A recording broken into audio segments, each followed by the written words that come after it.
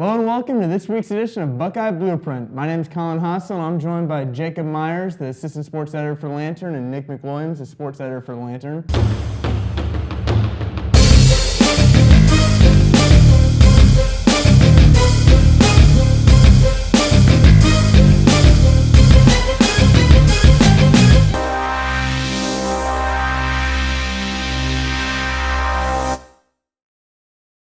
On Saturday, Ohio State returns to the shoe as big favorites against Rutgers. A lot of the questions at the media availability yesterday addressed the relationship between the Buckeyes and their former defensive coordinator and current Rutgers head coach Chris Ash. And a lot of people thought this might give the Scarlet Knights an advantage. Do you see that as something Ohio State should be concerned about? I think Chris Ash, as we know here at Ohio State, did very well. Certainly took the defense from a level they weren't at in 2013 and then took them over the top in 2014. Got himself a national championship. So he knows the ins and outs of this program, no doubt. He'll probably throw a little different look at Ohio State. Just overall, we know what type of talent Ohio State has. There could be an adjustment period at the beginning, but that's something they should be able to overcome. Yeah, not only that, this is a defense that the offense would have seen all the time when Ash was here. This is something that they could prepare for. This is something that they, whatever look they're going to get on Saturday might look pretty familiar to JT Barrett and the rest of the offense. So while Ash does know the ins and outs, I think the Ohio State offense kind of knows the ins and outs of his defense too. Yeah, and there's a big talent gap between Rutgers and Ohio State, and maybe Rutgers is going to close that because that's why they got Chris Ash. They could have that recruiting advantage that New Jersey gives. They got a lot of good recruits there. They don't have them right now. Right now, there's a big talent gap, and with that gap, do you think Rutgers has any chance against Ohio State on Saturday? It's a weird question because they're both in the same conference. You'd imagine that they have some sort of chance, but Ohio State may be the best in the country. Rutgers may not be. Yeah, last week Rutgers put up a fight against Iowa on the road. Really just a typical Big Ten game, 14-7 final. But they lost their best playmaker and the guy they tried to get the most touches to, in Janarian Grant. I mean, he's a guy that led the Big Ten in all-purpose yards, did everything, punt, kick, return, even ran some wildcat out of the quarterback position. Losing him is just a huge loss for this team. Almost you can equate it to losing a JT Barrett.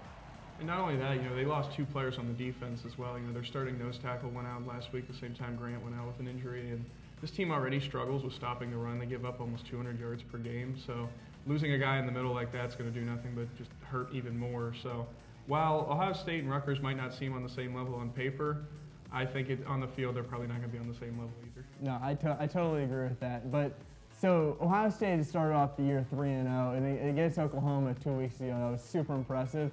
But there are some things that I know you touched on in last week's show that Ohio State really needs to improve on. What do you think you want to see out of there? Since I think we all think that Ohio State might win. What do they need to improve on that they had an entire week to work on that you want to see out of them? Coach Meyer did a great job of making sure we weren't rusty. In what regard? We practiced our butts off, and it was probably one of the tougher weeks, but that was what it was meant to be. I think consistency is a big thing. Noah Brown finally broke out and we saw what type of potential he had, what they raved about last year before his injury. 4 touchdowns last week, tied a school record in a single game. I think you want to see that, and as Nick mentioned, Rutgers is not very good against the run, and that's what OSU's offense is known for. So having guys like Curtis Samuel, even Dontre Wilson didn't have a lot of touches against Oklahoma, but can certainly be in the mix a little more. I think you want to see consistency on the offense. I thought the defensive line, as well as the offensive line, played its best game against Oklahoma. So as long as you're seeing that progression, I think that's what they probably addressed a little over the bye week.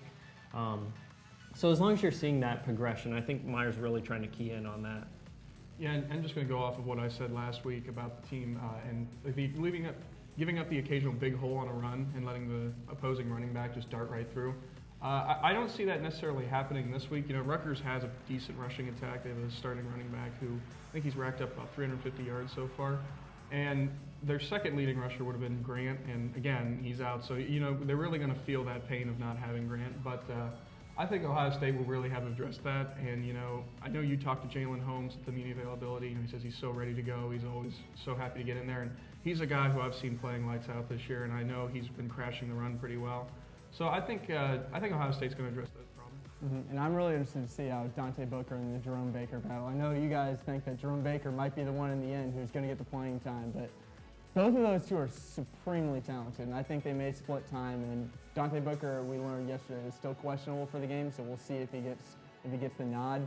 But I'm really interested to see how that's going to play out. And Ohio State just going another week where they're going to be healthy. I think they need to get out of this game with as healthy as they went into the game, which right now is not at full strength. So that's going to be something that I'm going to look forward to. Looking at the Big Ten schedule for Ohio State, its first actual test likely won't come until 2 weeks from now in Madison, Wisconsin. But what the Rutgers Scarlet Knights do present to Coach Urban Meyer and his team are style similarities on offense and defense. It's well known that Rutgers head coach Chris Ash was OSU's co-defensive coordinator for the last 2 seasons, where he revamped a defense that ranked 112th in pass defense when he was hired for the 2014 campaign. Looking elsewhere on the coaching staff, Rutgers offensive coordinator Drew Maringer was a graduate assistant at OSU for 2 seasons and worked on the staff of former OSU offensive coordinator Tom Herman at Houston last season before Ash appointed Maringer as his OC.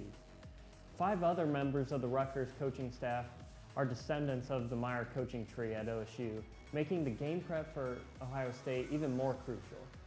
Meyer said that when he was watching his defense going against the scout team on Wednesday, he noticed how identical the Scarlet Knight offense is to his own. Meyer also said that the defense had to change some of their signals so their plays wouldn't be tipped off to Ash. OSU certainly has the skill, speed, and athletic advantage over Rutgers, but given the similarities, OSU must prepare for different looks Ash will give the Buckeyes that he hasn't shown to any team yet this season. JT Barrett's been the epitomization of accuracy and poise for the Buckeyes this year. You know, coming in to this season, last year he kind of struggled a little bit in terms of how we expected him to play after his first year. I think last year Barrett kind of struggled and pushed too much. You know, he had Cardale Jones right behind him, and everyone was questioning whether or not Barrett should be the go-to guy. But this year he's come out of the gate incredibly fast. You know, he's completing 67% of his passes. He's thrown 10 touchdowns and just an interception so far this year. He had a rating on his of his freshman year of 169.8, which is pretty decent for a quarterback. Right now he's sitting at 184.4. So Barrett has looked to be that guy who can really lead this offense and continue to make sure that Ohio State grows. And it's easily an improvement from last year. And, against a familiar defense like Rutgers, with a secondary that, even though they have improved from last year, is still struggling to find an identity, I think Barrett could have a very big game here. Maybe the Buckeyes deserved a week off of football after traveling to Norman, Oklahoma and dismantling the Sooners in a 45-24 victory. But I have to wonder whether Ohio State's bye week is coming too early. Beginning with the showdown against Rutgers on Saturday, the Buckeyes are scheduled to play 9 games in less than 2 months without another week off. Their schedule isn't easy.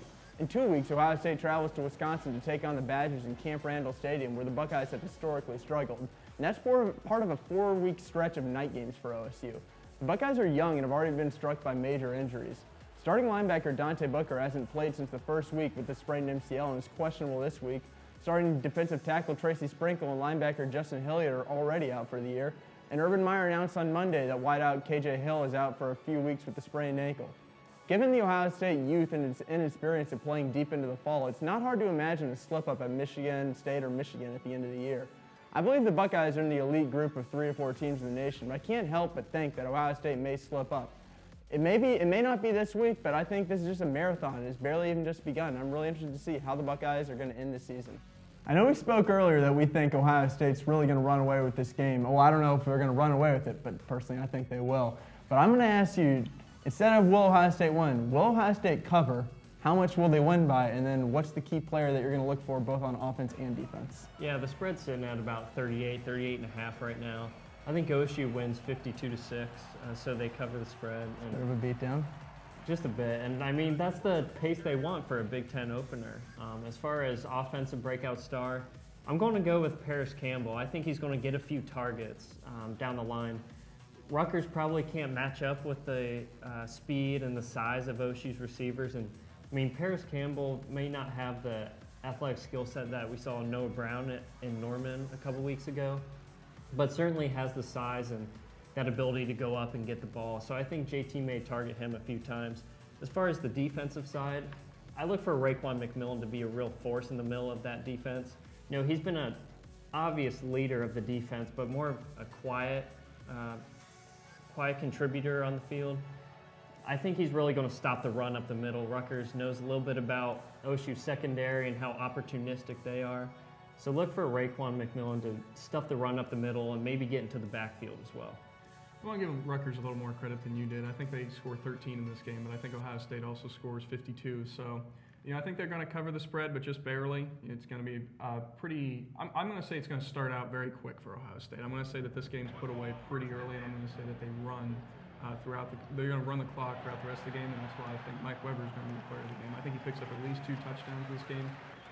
We saw him grow a lot against Oklahoma. He was really hitting the hole hard and had a couple big runs, something that we really hadn't seen from him in Bowling Green and Tulsa. So I think this is his time to shine. Now, in terms of defense, I think we're going to see the ends finally kind of get to the quarterback a little bit more. Against Oklahoma, they put a lot of pressure on Baker Mayfield, and I think Tyquan Lewis is going to perform very well in this game. I see him getting at least 2 sacks, maybe a couple of hurries instead, but overall, I think Tyquan Lewis is going to do extremely well. And I'm gonna give Rutgers even less credit than Jacob. I'm gonna go with 56-3 Ohio State's winning.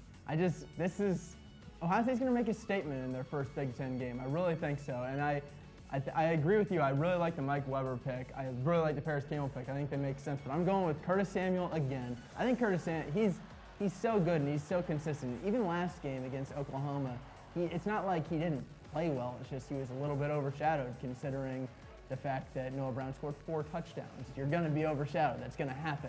He's going to have a great game. He's going to have at least 200 all-purpose yards. And then I was going to go with Sam Hubbard on defense. Sam Hubbard and Nick Bosa, I think both have at least 2 sacks. I know Rutgers isn't going to pass that much because they know that this is not a defense that you want to throw the ball against. But I think I agree with you, this is the week that OSU's pass rushers get to the quarterback. And that is a show for us. That is it, and we will be back on Monday. So thank you all for joining us, and follow us on Twitter and Instagram, and like us on Facebook. I think I got all that. Add us on Snapchat. That's the last one. All right, thank you, Jacob and Nick, and we'll see you next week.